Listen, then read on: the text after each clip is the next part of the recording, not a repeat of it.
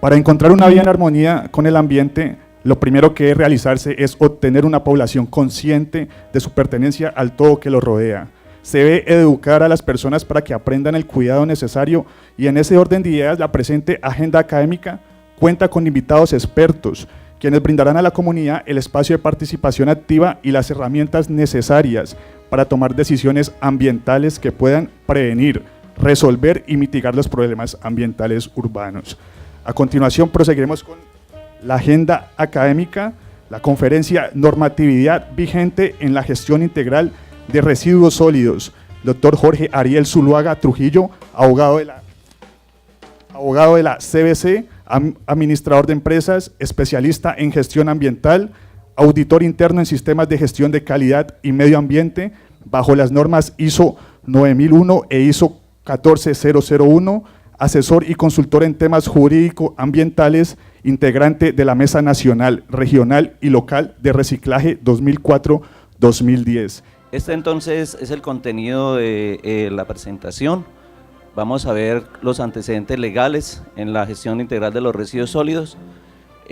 Vamos a mirar la parte normativa, el decreto, digamos, marco de la gestión de los residuos sólidos, que es el decreto 2981, el cual fue compilado recientemente por el decreto 1077 de 2015. Vamos a ver el ámbito de aplicación, es decir, a quiénes aplica esta norma, las actividades que comprende la prestación de un servicio público de aseo, vamos a ver las personas prestadoras del servicio público, el plan de gestión integral de residuos sólidos, el PGIRS, la resolución 0754, por la cual pues se implementa la metodología para la formulación, implementación, evaluación, seguimiento y control de los PGIRS, el decreto municipal 1147, por el cual se adopta el PGIRS, el decreto municipal 133 de 2010, donde se establece la política pública y el plan de inclusión de los recicladores informales a la economía formal del aseo en la ciudad de Cali. Vamos entonces a mirar la parte de antecedentes legales. Tenemos inicialmente nuestra constitución política. La prestación del servicio tiene su fundamento constitucional en el artículo 365 al 370 de la Constitución, y nos dice muy claro la Carta Política que los servicios públicos son inherentes a la finalidad social del Estado, que es deber prestarlos eficientemente a todos los habitantes en el territorio nacional, y además que el servicio público tiene un régimen jurídico que precisamente es la Ley 142 de 1994 y que puede ser prestado directa o indirectamente por personas particulares, por comunidades organizadas, ¿sí? Entonces, desde allí nos da una visión de qué personas naturales o jurídicas pueden prestar los servicios públicos, en este caso pues el del aseo al que hacemos referencia. Les decía que el régimen jurídico es la Ley 142 del 94. Esta ley permitió que se descentralizara los servicios públicos que antes eran potestad únicamente del Estado y que ahorita los particulares pueden entrar al mercado en la prestación de estos servicios a partir de esta ley. Y vemos, perdón, el artículo 1494 define, modificado por la ley 689, el servicio público de aseo, como la recolección municipal principalmente de sólidos, de residuos sólidos y de sus actividades complementarias, ¿sí? Y en el artículo 15 de esa ley mencionan 6 tipos de personas naturales jurídicas que pueden prestar estos servicios. Yo me centro en el numeral 4 de ese artículo 15 porque es bien interesante cómo las organizaciones autorizadas que define desde el constitucional, desde el artículo 365 constitucional, pueden prestar los servicios públicos, ¿sí? Además de las empresas de servicios públicos normales, que son sociedades por acciones, son sociedades de capital, también la pueden organizar la prestación de los servicios, las organizaciones solidarias, de base solidaria, que están pues descritas como sin ánimo de lucro, pero tampoco con ánimo de pérdida, por supuesto, pueden prestar esos servicios. Sigamos. Precisamente ese numeral cuarto del artículo 15 fue reglamentado por el decreto 421 y en ese caso le da las pautas para que estas organizaciones solidarias, de base solidaria, se fijen a la norma, puedan prestar los servicios conforme a la norma, es decir, conforme a la ley 142, de manera organizada. ¿Cómo es de manera organizada? Que estas organizaciones que normalmente operan informalmente se formalicen, ¿sí?, cumpliendo con una normatividad, es decir, afiliándose a Cámara de Comercio o teniendo los permisos y licencias que el mismo artículo 25 y 26 de la ley 142 les dice, y de esa manera pueden ajustarse a la norma y prestar los servicios públicos. Como decía, el decreto 1077 es una norma que es de carácter único, donde se establece normas para el sector vivienda, ciudad y territorio, y entre ellas, como les decía antes, se encuentra compilado el decreto 2981. Este decreto reglamenta el servicio público de aseo, la ley 142, la ley 99, el decreto 2811 del 74, que es nuestro Código Nacional de los Recursos Naturales Renovables, y deroga el decreto 1713 del 2002. Pasemos. Tenemos la resolución 0754 del Ministerio de Ambiente y Desarrollo Sostenible y del Ministerio de Vivienda, Ciudad y Territorio. Con esta resolución se adopta la metodología, la formulación, el seguimiento y la actualización de los planes de gestión integral de residuos sólidos. Tenemos en cuenta que esta resolución deroga la resolución 0345 del 2003. El decreto municipal por la cual se adopta la política pública y plan de gestión de los recicladores informales a la economía formal del aseo, es bien interesante de dónde proviene, dónde se origina esta política. Nace de la obligación que imparte la Corte Constitucional a través de la sentencia T291, en la cual unos recicladores que se encontraban en Navarro instauran acciones de tutela, ¿sí?, para pedir que se les respete el derecho al trabajo, el derecho digno al trabajo, ¿sí?, y es como la Corte Constitucional ampara estos derechos a través de esa sentencia y obliga a algunas entidades, entre ellas el municipio de Cali, el DANMA, Ensirva en liquidación y la CBC. Es allí donde nace entonces esta política pública que adopta la inclusión social de los recicladores a la economía formal del aseo en la ciudad de Cali.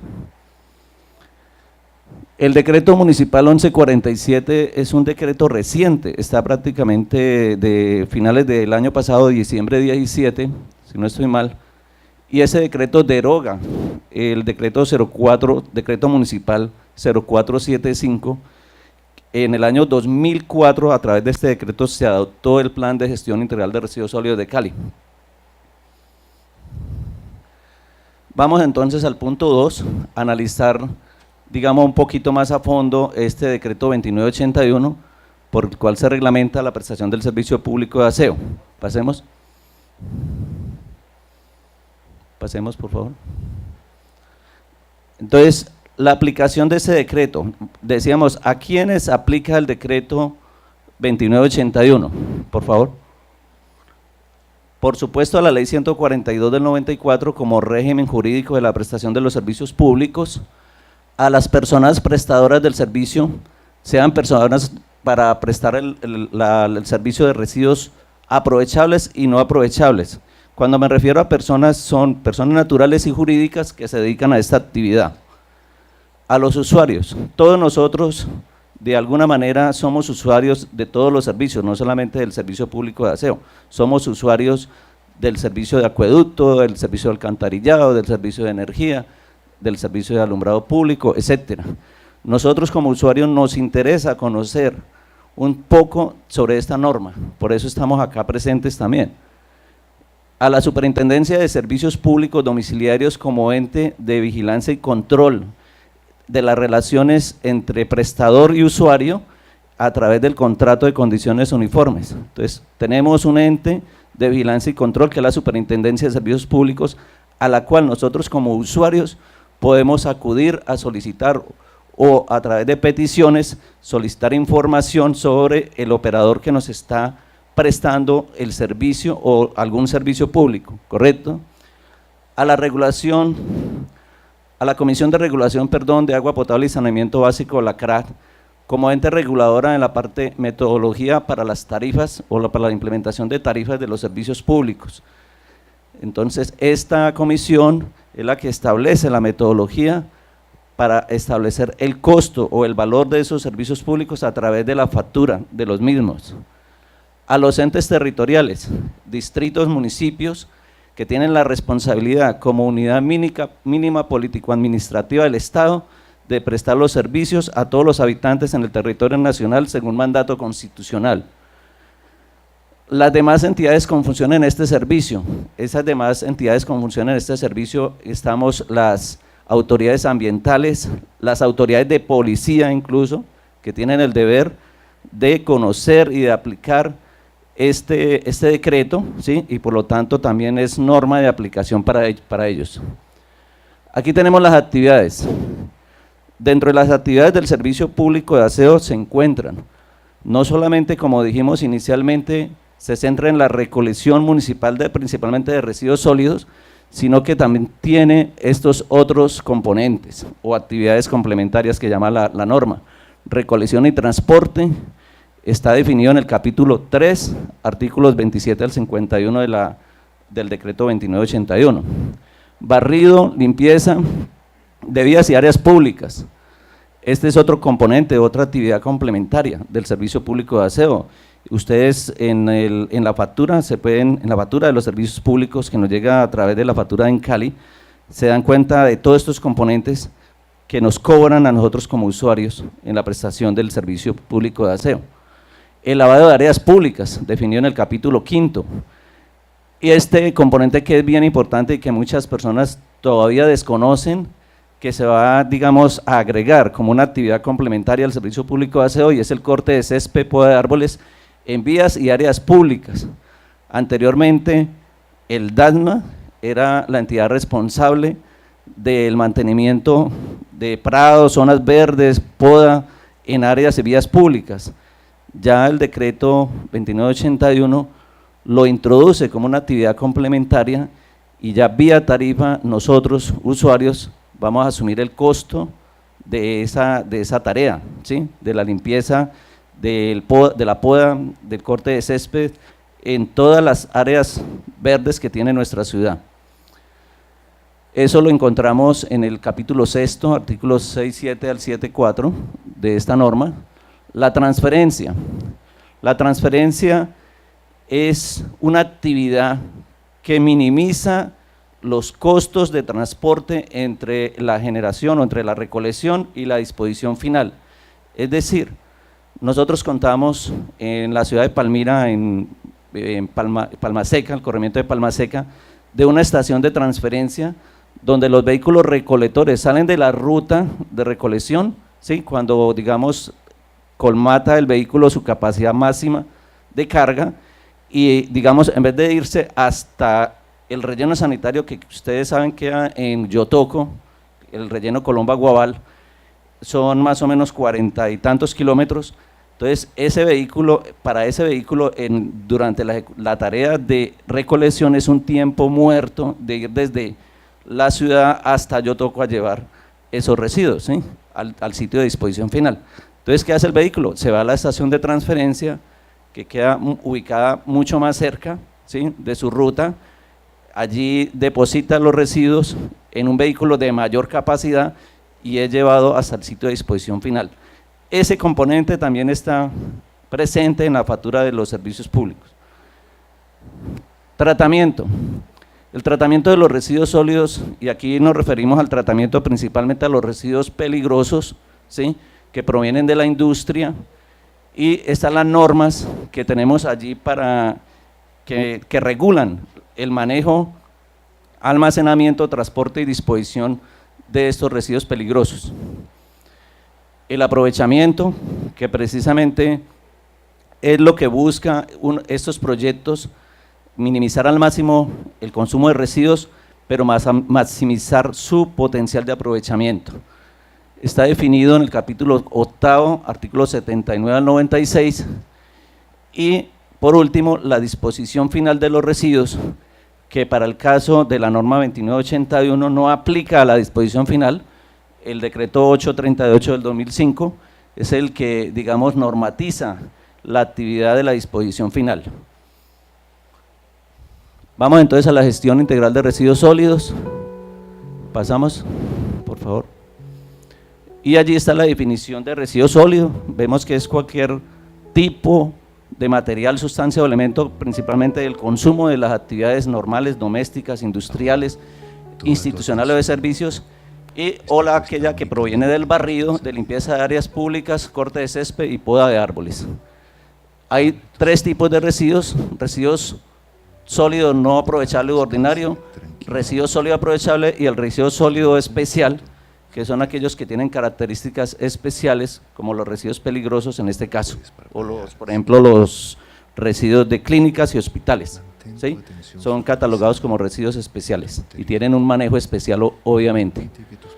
La persona prestadora del servicio público de aseo es aquella encargada de una o de varias actividades complementarias, ¿sí?, de este servicio, en los términos, como ya lo hablamos, del artículo 15 de la ley 142. Sigamos. El plan de gestión integral del residuo sólido está definido en el artículo 88 de la norma del 2981 y es un instrumento, es una herramienta de planificación a largo plazo, ¿sí?, que contiene un conjunto ordenado de objetivos, metas, programas, proyectos, actividades, ¿sí?, basándose inicialmente en un diagnóstico, ¿sí?, y su proyección hacia el futuro debe tener un plan financiero viable que permita garantizar pues este mejoramiento continuo en la prestación del servicio público a nivel municipal o regional. Ya hemos pensado viene el Estado pensando, así como en la disposición final está el relleno sanitario como un relleno regional, también podemos implementar esquemas regionales en el aprovechamiento de residuos sólidos. Este es un modelo del ciclo de los residuos y es bien importante que ustedes lo conozcan, lo entiendan, porque es como la columna vertebral de la prestación del servicio, ¿sí? La prestación del servicio, como ya dijimos, lo pueden prestar personas naturales jurídicas a través de empresas particulares o empresas de economía solidaria, y tiene una normativa en la ley 142, porque puede ser a través de empresa privada, empresa pública o empresas mixtas, ¿sí? La generación. Este componente de generación está definido por la norma o por el prestador en usuarios residenciales y usuarios no residenciales. Los usuarios residenciales están clasificados en los estratos 1 a 5, ¿sí?, y los ubicamos como multiusuarios en unidades residenciales, conjuntos residenciales, edificios. Allí están los multiusuarios, y los uniusuarios, que están en viviendas individualmente hablando, ¿sí?, las casas individualmente, cada una de ellas. Y los usuarios no residenciales es la industria, el comercio, las instituciones de servicios, que también encontramos multiusuarios en este tipo de usuario, y valga la redundancia, que son los parques industriales, los centros comerciales, los centros de negocios, las clínicas que están, digamos, encontramos varios centros hospitalarios en un solo sitio. Eso se llaman multiusuarios del servicio. La diferencia es que está en el tipo de residuo que genera uno y otro. Normalmente el usuario residencial, en su mayor porcentaje, óigame bien, en su mayor porcentaje son residuos ordinarios, ¿sí? Y también encontramos los residuos aprovechables, ¿sí? Pero en los usuarios no residenciales el mayor componente lo encontramos en residuos aprovechables, pero también en residuos especiales, específicamente en el sector hospitalario, encontramos residuos calificados como residuos especiales o peligrosos y que tienen una normatividad aparte, independiente por el manejo especial que ello merece, y es el famoso PGIRS-H, Plan de Gestión Integral de Residuos Hospitalarios, con una normativa independiente y un manejo independiente. Tenemos la separación en la fuente, es el paso siguiente en este ciclo de los residuos. Digamos que es la parte más importante. ¿Por qué? Porque todavía en nuestra ciudad, caleños, caleñas, no tenemos esa cultura de separar nuestros residuos desde la casa, desde donde los generamos. Tenemos que insistir a través de campañas educativas de sensibilización hacia nuestros caleños y caleñas para que hagan un buen manejo, una buena separación de los residuos, ¿sí? Por eso el PGIRS desde su inicio ha insistido en que tengamos por lo menos 2 recipientes para separar, o 2 bolsas para separar nuestros residuos, normalmente identificados como residuos secos o residuos húmedos, ¿sí? El color no es tan importante porque incluso nosotros podemos aprovechar y de esta manera hacer, digamos, aplicar el concepto de las 3 R's, reducir, reutilizar y reciclar, el segundo componente de ese tema, que es reutilizar las bolsas del supermercado para separar los residuos en residuos secos y residuos húmedos, ¿sí? Con eso nosotros le estamos facilitando la labor al reciclador que pasa por la calle y que de esto depende su ingreso, ¿sí?, de una manera digna, ¿sí? Yo creo que a ninguno de nosotros nos gustaría meter las manos en una bolsa donde esté revuelto absolutamente todos los residuos. Esto se llama basura. Cuando nosotros en una sola bolsa, en un solo recipiente, mezclamos todos los residuos, eso es física basura. ¿Por qué? Porque está contaminando lo que potencialmente se podría aprovechar. Si nosotros separamos los residuos, es decir, hacemos gestión con los residuos a través de este paso de separación en la fuente, ya no le llamamos basura, le llamamos residuos sólidos, aprovechables y no aprovechables, ¿correcto? Entonces, por eso decía que este paso, la separación en la fuente, es bien importante en el esquema, en el ciclo de estos residuos. Viene entonces lo que es la presentación. La presentación es el acto de colocar la bolsa o el recipiente o la caneca en el sitio donde la persona prestadora va a pasar a recogerlos, ¿cierto? En eso consiste la presentación, ¿sí? Esa presentación tiene una previsibilidad que es que usted ya tiene la bolsa de residuos aprovechables en un lado y la bolsa de residuos ordinarios o no aprovechables en otra. Entonces, hasta allí, hasta ese componente es responsabilidad del usuario, la generación, la separación y la presentación, hasta ahí es responsabilidad del usuario. Desde el momento en que usted la coloca en una unidad de almacenamiento de residuos, una OAR por ejemplo, cuando se trata de multiusuarios, o la coloca en el andén, ¿sí?, cuando se trata de viviendas unifamiliares, ¿sí?, hasta allí es responsabilidad del usuario. De ahí en adelante es responsabilidad de la persona prestadora del servicio público de aseo o de la persona prestadora de los residuos aprovechables. De ahí en adelante. ¿A través de qué? De lo que llamamos recolección y transporte. A partir de este paso es responsabilidad, como dijimos, de la persona prestadora. Esa recolección se hace a través de 2 rutas, como define la norma y como actualmente, pues, entre comillas, se está dando, es la empresa que hace la recolección de residuos ordinarios en sus vehículos especiales y la ruta selectiva, que es la que debe existir y la que en mi concepto deben manejar las organizaciones de recicladores organizados, ¿sí? Cada una de esas rutas, ustedes ven, toman un camino diferente. Los residuos no aprovechables van como ruta ordinaria o especial al sitio de disposición final o al sitio de transferencia o a un relleno de seguridad o a un horno de incineración, dependiendo del tipo de residuo. Ahí llega. Mientras que la ruta que tienen los residuos aprovechables, pues van a una estación de clasificación o a una planta de aprovechamiento para que ingresen a un ciclo económico y productivo y se repita nuevamente el ciclo del manejo de estos residuos. Pasamos. Es también importante conocer que estas personas tienen la obligación de establecer un programa para la prestación del servicio público de aseo conforme a lo que define el PEGIRS de Cali, ¿sí? En ellos definirán objetivos, metas, estrategias, campañas educativas, actividades y cronogramas, costos y fuentes de financiación en este programa. Pasamos.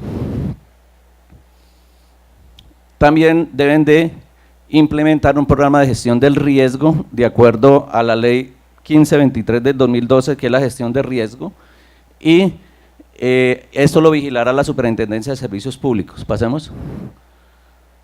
El programa de aprovechamiento, en el artículo 91, ya dijimos, en este marco de la gestión, debe emprender un programa de aprovechamiento, el cual las autoridades ambientales deben de revisar la gestión y las metas de este plan, de este programa de aprovechamiento, perdón. Pasemos.